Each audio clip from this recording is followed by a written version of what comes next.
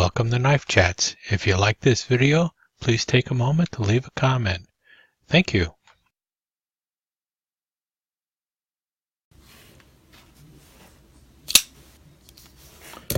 So a couple people have asked me to do videos on modern folders. Who am I kidding? No one has asked me to do videos on modern folders. And quite frankly, I usually don't carry a modern folder, so I don't know a whole lot about them. But I do have a couple dozen of them, and I do tend to pick one up now and then.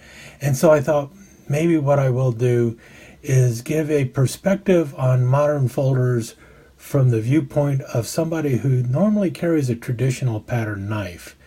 And also do some reviews on the lower income type of modern folder. You know, those the ones that are they make a crap ton of them, and you find them at the flea markets and on sale for 100 knives for $100 on television and stuff like that, and give my opinion of those. So what I'm going to be doing is I'm going to be looking at modern folders that cost, say, under $50.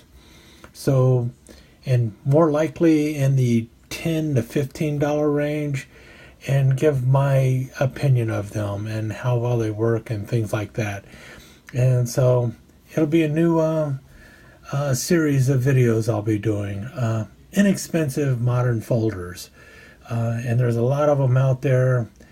And most people who do videos on modern folders are usually doing it on ones that are actually worth having and worth collecting. So this is going to be modern folders for the rest of us cheap guys who aren't going to spend a whole lot of money on one.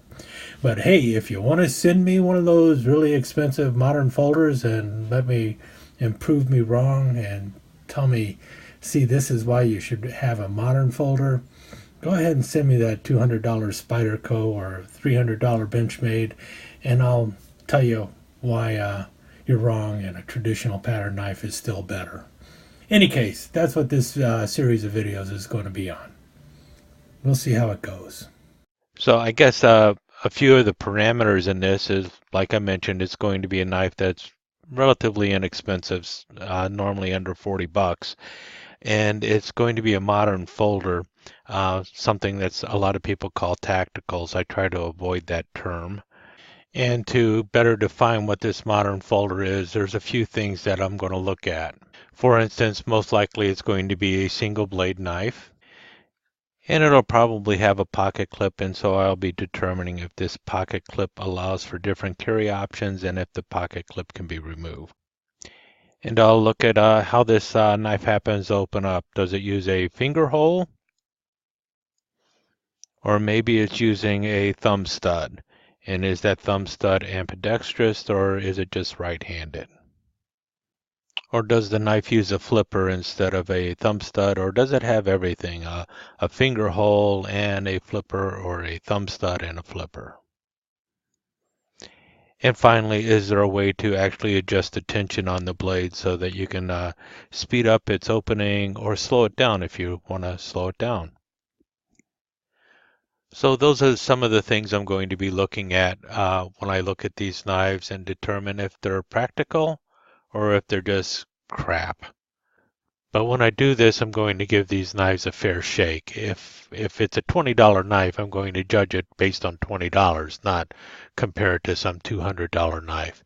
That wouldn't be fair to the knife, and it wouldn't be fair to you. So, and obviously, it's just going to be my opinion. So, other people will have a different opinion, and I will always listen to other people's opinions on these inexpensive modern folders.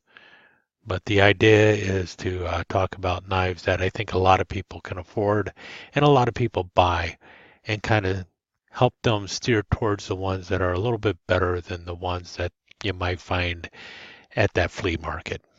Thank you so much for joining us. I hope you enjoyed this episode of Knife Chats, and if you did, please like and share it with your friends. Comments are always welcome. Don't forget to subscribe and ring that notification bell so you'll know when the next episode of Knife Chats is up online. Thanks again. Hope to see you soon.